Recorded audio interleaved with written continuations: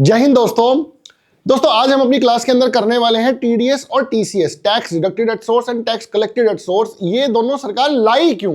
भैया क्या मजबूरी रही सरकार की कि ये चीजें सरकार को लानी पड़ी? अब दोस्तों समझिए इस चीज को। राम ने शाम को, ये है सीए राम ने शाम को, उसका एक क्लाइंट है, उसको कोई सर्विस दी जिसका बिल बना 10,000 रुपए। ठीक है जी। अब सरकार ने शाम को कहा भैया देखो, हम आपको इनकम टैक्स के अंदर इस खर्चे का बिल तभी पास करेंगे। खर्चे का बिल पास करने का मतलब क्या है? आ जाइए प्रॉफिट एंड लॉस के ऊपर। शाम की सेल्स थी मान लो 100 रुपए, सारे खर्चे थे मान लो 50 रुपए, सीए का बिल था मान लो 10 रुपए, नेट प्रॉफिट था कितना? 50 माइनस 60 40। सरकार ने क्या बोला पता है?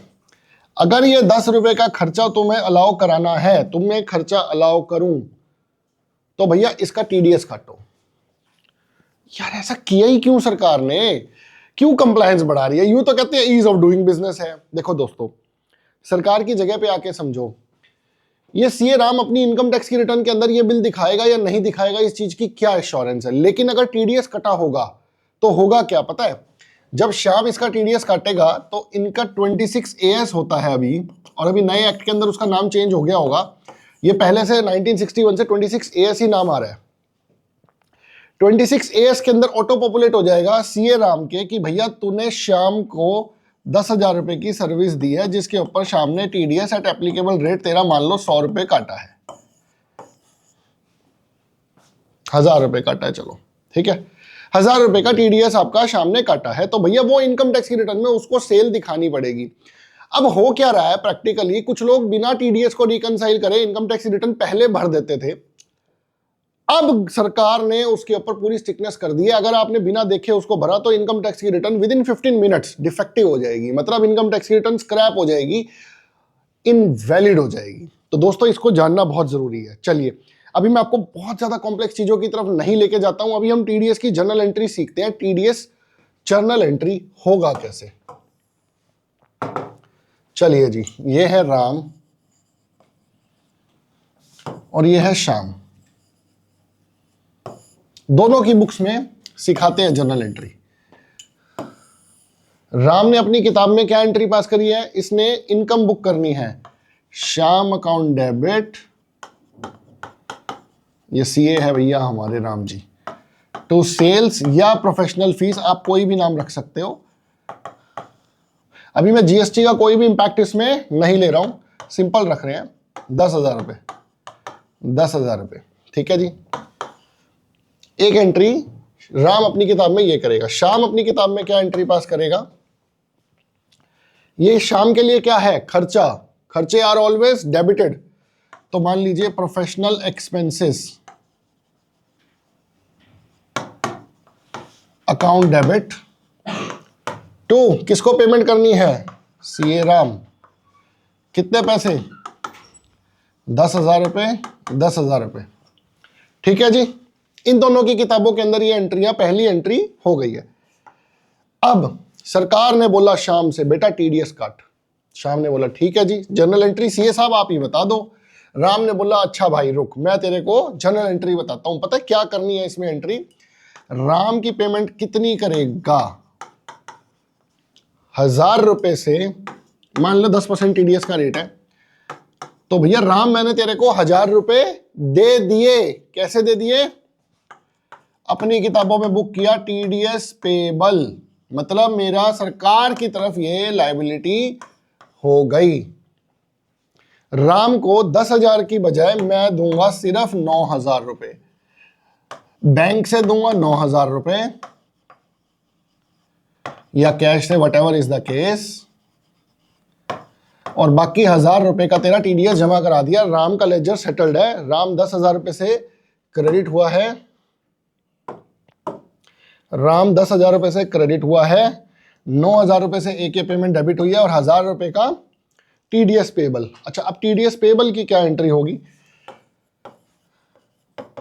TDS payable account debit to bank, मैं अपने बैंक से 1000 रुपए की टीडीएस की पेबल की एंट्री बुक कर दी। तो मेरी जेब से कितना पैसा गया? देखो, बैंक से 9000 रुपए एक गया और 1000 रुपए एक गया, तो मेरी जेब से पूरे 10,000 रुपए चले गए। तो क्या मेरा कोई नुकसान हुआ है? नहीं, मैंने 10 के 11,000 नहीं दिए। बहुत लोगों को ये प्रॉब्लम आती है कि सर ये तो 11,000 दे दिए। अरे नहीं भैया, राम को पेमेंट 10,000 नहीं करनी है, बैंक में उसके 9000 रुपए ट्रांसफर होंगे। इसको कहते हैं payment after deduction of TDS. हमने टीडीएस काट के उसकी पेमेंट कर दी है। आइए अब राम की बुक्स में क्या एंट्री पास होगी? आइए, राम एंट्री पास करेगा। अब सर इसका तो पेबल है, तो इसका तो रिफंडेबल आएगा ना। टीडीएस एसेट भी लिख सकते हो, टीडीएस रिफंडेबल भी लिख सकते हो। अकाउंट डेबिट कितना? 1000 रुपए। अब भैया शाम से 10,000 रुपए से की बजाय 1000 रुपए नहीं आएंगे, तो टू शाम 1000 रुपए। अब दोस्तों देखो, जर्नल एंट्री अगर आपको कॉन्सेप्ट क्लियर है ना, तो आप इस तरीके की क्वेरीज में बिल्कुल भी कंफ्यूज नहीं होंगे। ठीक है जी। तीसरे नंबर पे बैंक या कैश अकाउंट डेबिट, मेरे को 9000 रुपए की पेमेंट उसने कर दी टू श्याम। ठीक है जी। ये इसको कहते हैं TDS, tax deducted at source, मतलब जिस बंदे को पेमेंट करनी है वो टीडीएस काटेगा। अब होता क्या है, इसका प्रोसेस भी समझ लीजिए। टीडीएस हर महीने, जैसे अप्रैल 2000, ये ले लूं ना कि अप्रैल का टीडीएस कब जमा होता है, ठीक है। जैसे अप्रैल का टीडीएस, अगर मैं अप्रैल 2025 की बात करूं तो इसका टीडीएस जमा होएगा 7 मई 2025, मतलब अगले महीने के 7 दिन आपको मिलते हैं टीडीएस जमा करने के लिए।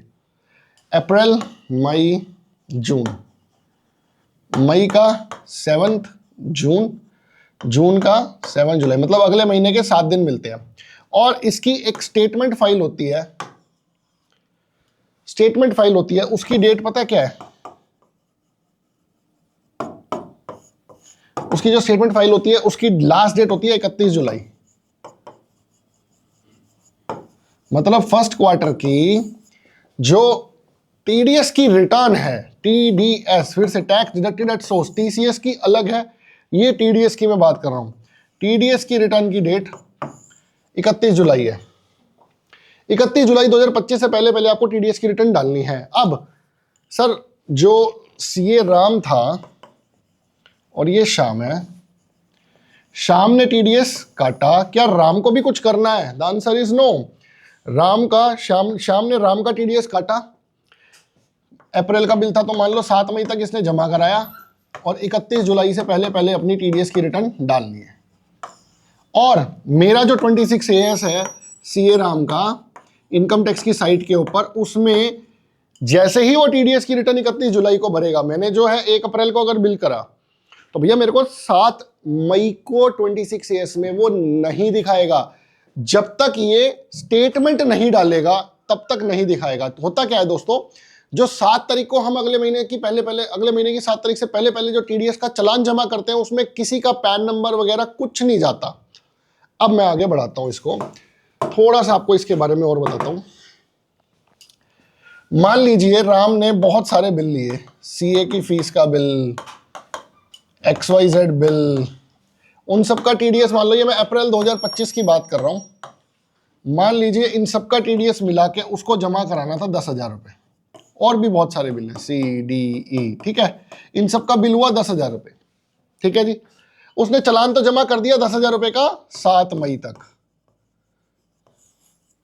7 मई तक टीडीएस का चालान तो जमा कर दिया। जैसे ही जून क्रॉस हुआ, 30 जून क्रॉस हुआ, उसने जुलाई में 5 जुलाई को अपनी टीडीएस की रिटर्न भर दी। दोस्तों जब वो चालान जमा करेगा ना 7 मई को, उसको नहीं बताना कि मैंने राम का टीडीएस काटा है, श्याम का टीडीएस काटा है, XYZ का टीडीएस काटा है, ABC का टीडीएस काटा है, उसको कुछ भी नहीं बताना।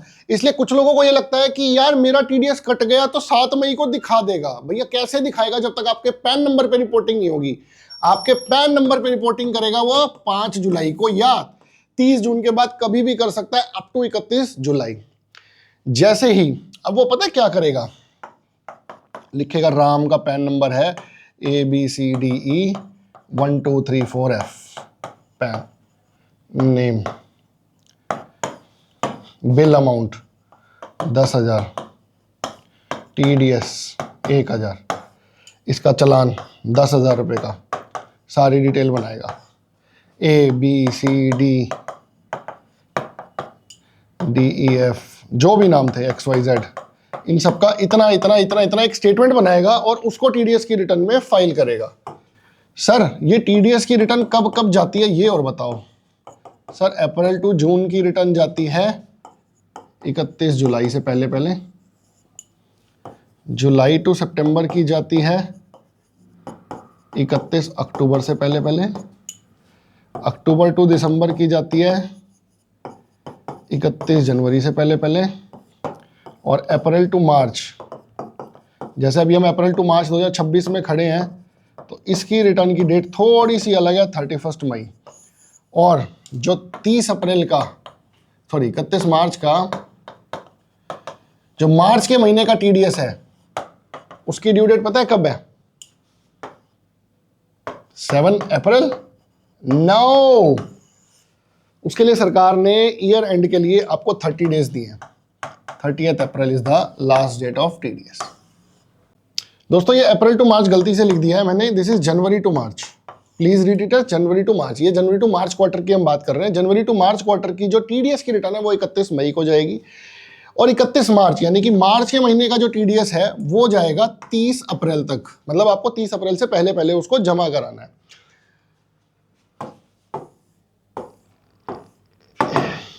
ये तो हो गई TDS की जर्नल एंट्रीज की और TDS की रिटर्न्स की बात दोस्तों। अब TCS क्या बवाल है? अब ये जर्नल एंट्रीज दोस्तों अगली क्लास के अंदर राघव सर आपको सिखाएंगे इसको टैली में कैसे पंच करना है। अब मैं आगे आता हूं, TCS क्या है?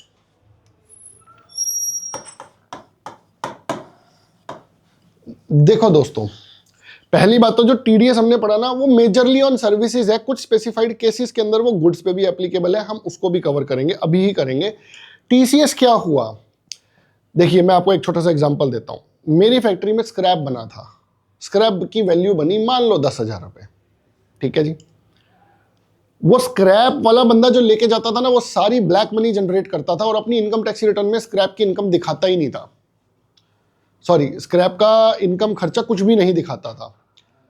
अब मैंने क्या किया, मैंने कहा भैया जो बंदा इनकम ले रहा है, भाई फैक्ट्री वाला है या कोई बड़ा प्लेयर है, छोटे प्लेयर को उन्होंने बाहर कर दिया है, ठीक है। मैं बड़े प्लेयर की बात करता हूं जिन्होंने TCS, जिन्होंने स्क्रैप सेल किया है।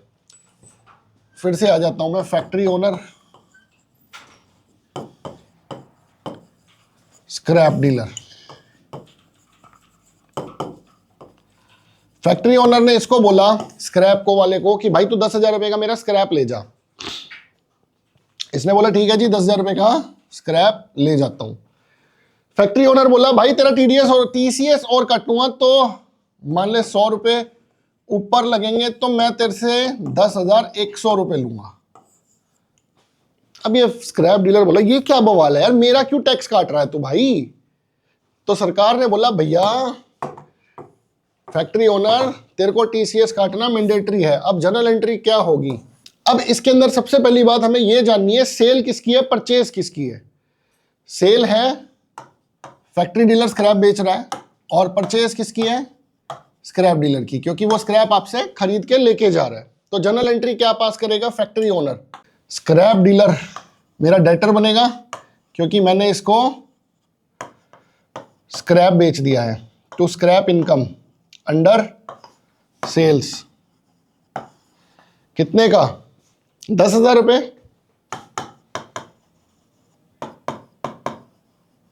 ठीक है जी। अभी TCS की एंट्री मैंने नहीं की है इसमें पास, ठीक है। ये क्या एंट्री करेगा? Purchases account debit, purchases of scrap account debit या whatever is the case to factory owner, या फिर जो भी इसका नाम है ABCD।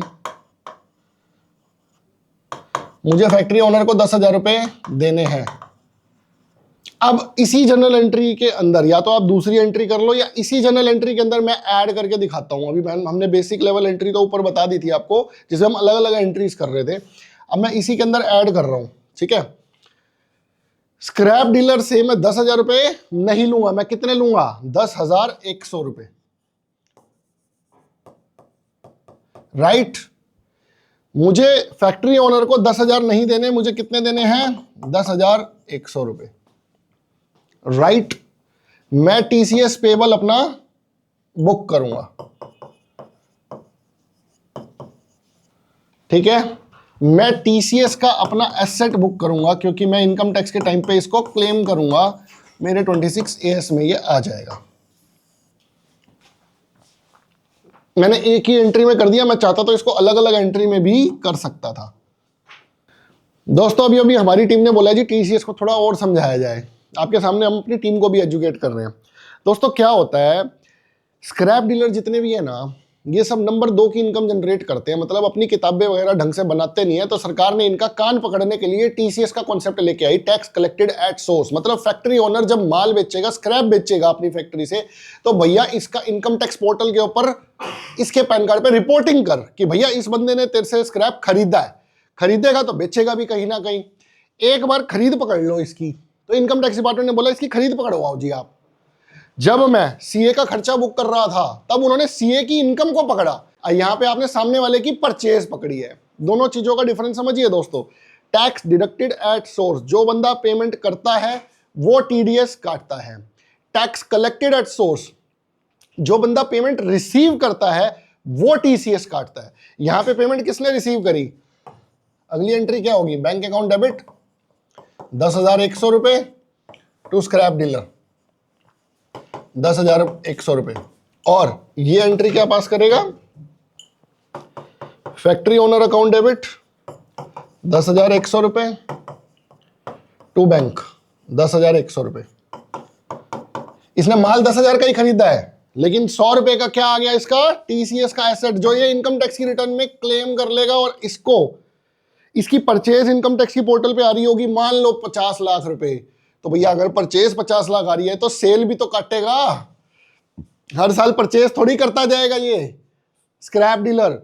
गवर्नमेंट ने इसकी परचेज पकड़ ली, नब्ज पकड़ ली, भाई तेरी परचेज सारी नंबर 1 में कर दी मैंने, अब तू सेल काटेगा ही काटेगा। 1 साल नहीं काटेगा, 2 साल नहीं काटेगा, देखता हूं कब तक सेल नहीं काटेगा। तो भैया कान पकड़ के इसको नंबर 1 में लाने का ये तरीका है। इसलिए टीडीएस और टीसीएस के कॉन्सेप्ट का जन्म हुआ। टीडीएस में इन्होंने पकड़ा जिसकी इनकम है, सीए की इनकम है। भाई सीए ने क्या किया, आपको बिल दिया, आपने अपना खर्चा तो बुक कर लिया, लेकिन सीए की इनकम बुक नहीं हुई। भाई सरकार का कॉन्सेप्ट है एक बंदे का खर्चा दूसरे बंदे की इनकम होनी चाहिए। ऐसा ना हो कि सिर्फ खर्चे ही खर्चे बुक हो रहे हैं। आप सरकार बन जाओ, मैं सरकार हूं, हे राम तेरी इनकम है, हे श्याम तेरा खर्चा है, ठीक है भाई चलेगा। लेकिन ऐसा ना हो श्याम कह रहा है मेरे तो खर्चे खर्चे खर्चे खर्चे हो रहे हैं और यहां से राम इनकम इनकम इनकम दिखाई नहीं रहा। तो सरकार ने इसको पकड़ने के लिए दोनों चीजों को लेके आई, टीडीएस और टीसीएस के कॉन्सेप्ट को। आई होप सो कि मैंने एक कॉम्प्लेक्स चीज को आपको ढंग से समझाया है। आप प्लीज कमेंट बॉक्स में बताइएगा, अगर कोई क्लैरिफिकेटरी क्लास की जरूरत है तो मैं उस पर कोई क्लैरिफिकेटरी क्लास भी आपको अलग से बना के दूंगा। दोस्तों अब मैं टीडीएस और टीसीएस को थोड़ा सा और कॉम्प्लेक्स करने वाला हूं, पता है कैसे, जीएसटी घुसा के। आइए दोस्तों, अरे सर जीएसटी भी घुसाओगे, दोबारा से उसी क्वेश्चन पे आते हैं। CA Ram and Shyam, same concept, professional fees. अब राम के पास जीएसटी नंबर है 10,000 प्लस जीएसटी, दैट मीन्स 1,800 रुपए, मोटा मोटी 18% जीएसटी हमने लगा दिया। 10,000 रुपए बेसिक प्राइस, जीएसटी 1,800 रुपए, टोटल कॉस्ट हो गई जी 11,800 रुपए। ये अपनी बुक्स में क्या एंट्री पास करेगा, Shyam account debit to income. Shyam से कितने लेगा, 11,800 रुपए। इनकम कितनी है, 10,000 रुपए, ठीक है। टू जीएसटी पेबल, भाई ये सरकार की इनकम है, आपकी इनकम नहीं है। कभी आप सोचो कि मेरी कमाई है, जीएसटी सरकार की इनकम है। ये आपने दूसरी क्लास में जनरल एंट्रीज करते हुए राघव सर से सीखी होगी चीज। ये क्या अपनी बुक्स में एंट्री करेगा, शाम राम अकाउंट डेबिट, कितने पैसे देने हैं राम को, 11,800 रुपए, नहीं सॉरी गलत बोल गया, परचेज अकाउंट डेबिट, खर्चा है ना, राम को देने हैं तो क्रेडिट होगा ना राम। देखा डेबिट क्रेडिट कितना जरूरी है, जरा सा सावधानी हटी दुर्घटना घटी। टू राम, राम को 11,800 रुपए देने हैं। अरे सर ये तो कुछ गड़बड़ है, यहां पे कोई जीएसटी का लेजर नहीं आया। हाँ, ये एंट्री 11,800 से नहीं होगी। मेरा खर्चा कितना है? 10,000, नॉट 11,800। जीएसटी का मेरे को इनपुट मिलेगा, जीएसटी इनपुट अकाउंट डेबिट 1,800 रुपए। अब राघव सर ने एक ही लेजर बनाया होगा, सीजीएसटी, एसजीएसटी, आईजीएसटी। मैं इतनी डिटेल में नहीं जा रहा हूं, ठीक है, मैं आपको सिंपल बता रहा हूं। इसका आपको इनपुट मिल गया। चलिए जी, अब अगली एंट्री करते हैं जी। इसी के अंदर टीडीएस काटना है जी। कौन काटेगा पहली बात तो ये बताओ? सर शाम काटेगा, ये शाम ही है ना भाई। हाँ, शाम काटेगा टीडीएस राम जी का। हाँ हाँ, क्या बात है। क्या एंट्री पास होगी टीडीएस की? सर एक बात तो पता है मुझे, टीडीएस पेबल आएगा इसका। कितने से आएगा? मान लो टीडीएस किस पे काटूं? 10,000 पे काटूं कि 11,800 पे काटूं? Very good question. 10,000 पे। वाई 10,000 पे? Why not 11,800? भाई राम को तो पेमेंट 11,800 करनी है। शाम को पेमेंट राम की 11,800 करनी है, तो टीडीएस 10% 11,800 का कटेगा कि 10,000 का कटेगा? द आंसर इज 10,000 का।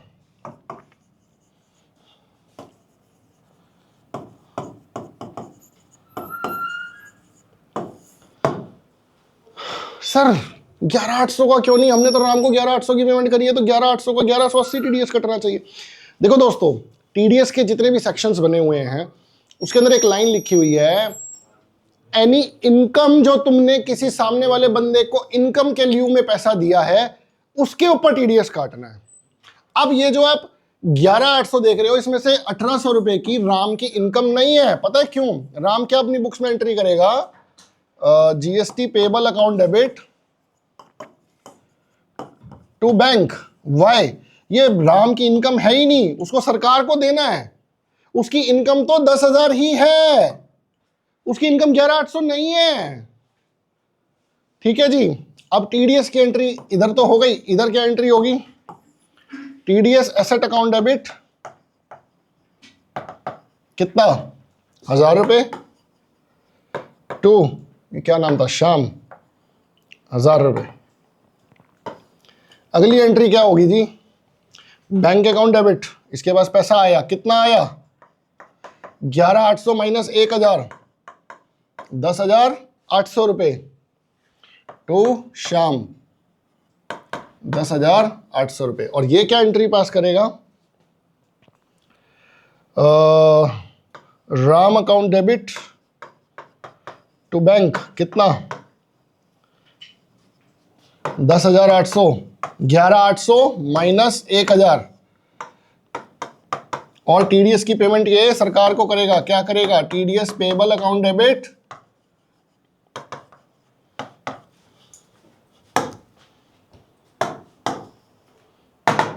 टू बैंक 1,000 रुपए। दोस्तों आइए अब देखते हैं टीसीएस और जीएसटी जब इकट्ठे आ जाता है तो उसकी जनरल एंट्री कैसे होती है। मान लीजिए फैक्ट्री ओनर ने 10,000 रुपए का माल बेचा स्क्रैप का, 2,000 रुपए जीएसटी लगा उसके ऊपर, 12,000 रुपए टोटल वैल्यू बनी।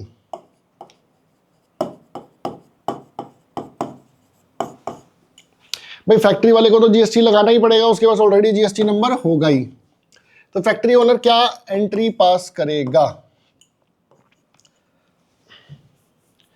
फैक्ट्री पास करेगा स्क्रैप डीलर से कितने पैसे लेने हैं उसको भैया? 12,000 रुपए। परफेक्ट है जी। स्क्रैप डीलर से 12,000 रुपए लेगा। टू सेल ऑफ स्क्रैप कितना? 10,000।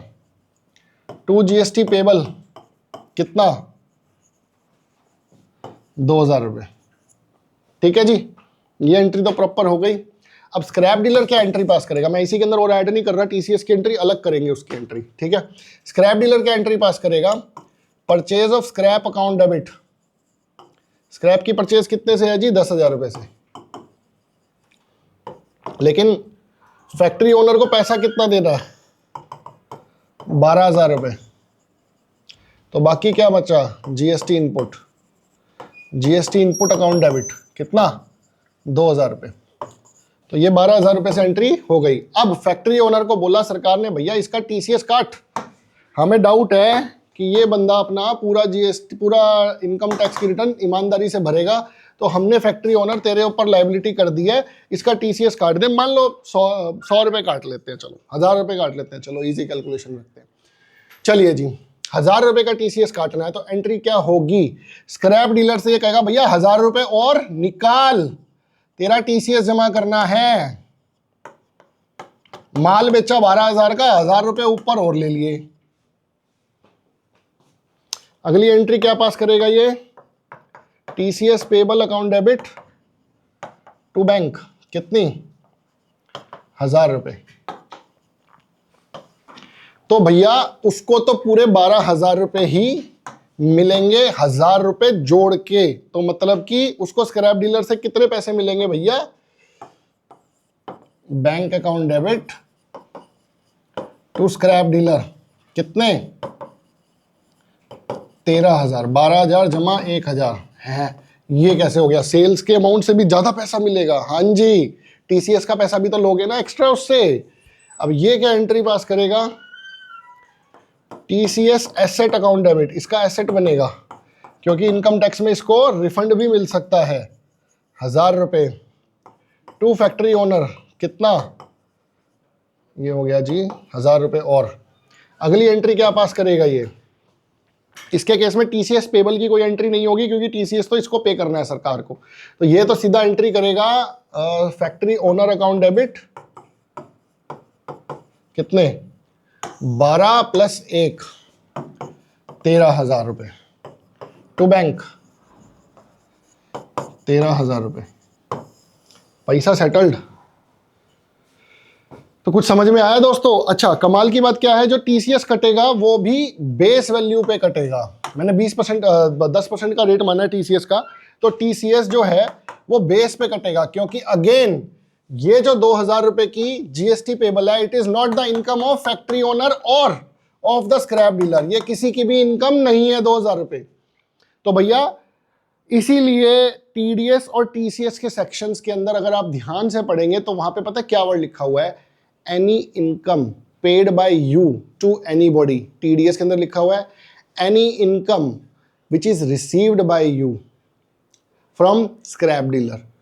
तो भैया इनकम वर्ड इसीलिए लिखा है। अगर उन्होंने एनी सम लिख दिया था, पहले दोस्तों पता है आपको एक रेंट का सेक्शन था 194I, उसके अंदर ना एनी इनकम की बजाय एनी सम लिख दिया था। सर्विस टैक्स के टाइम की बात बता रहा हूं आपको मैं, ये है 2012-13 के आसपास के। बड़ा बवाल हुआ भैया, सबने सर्विस टैक्स जोड़ के टीडीएस काटा क्योंकि वहां पे लिखा हुआ था एनी सम। आप कोई भी पैसा रेंट के लिeu में दे रहे हो, सर्विस टैक्स जोड़ के दे रहे हो, कैसे भी दे रहे हो, टीडीएस कटेगा 100 + 18 118 के ऊपर। तो भैया ये हो गया था बवाल। इस चीज को गवर्नमेंट ने खैर बाद में ठीक कर दिया था और वहां पे भी वर्ड चेंज करके क्या कर दिया? Any income. तो अगर आप टीडीएस और टीसीएस सेक्शन देखोगे तो वहां पे लिखा होगा एनी इनकम, जो भी आपने किसी बंदे को पे किए। आशा करता हूं दोस्तों आपको वीडियो समझ आई होगी टीडीएस टीसीएस की। इसमें प्लीज, मुझे पता है आपको बहुत जल्दी क्लियर नहीं होगी ये क्लास, आपको थोड़ी सी टिपिकल लगेगी। प्लीज कमेंट बॉक्स में अपनी क्वेरीज डालिए, हम उसके ऊपर एक क्वेरी की वीडियो अलग से आपको बना के देंगे। पर प्लीज ये वीडियो के ऊपर अपने कमेंट्स जरूर बताइए, अनिवार्य है, आपको बिल्कुल बताना है। जय हिंद दोस्तों।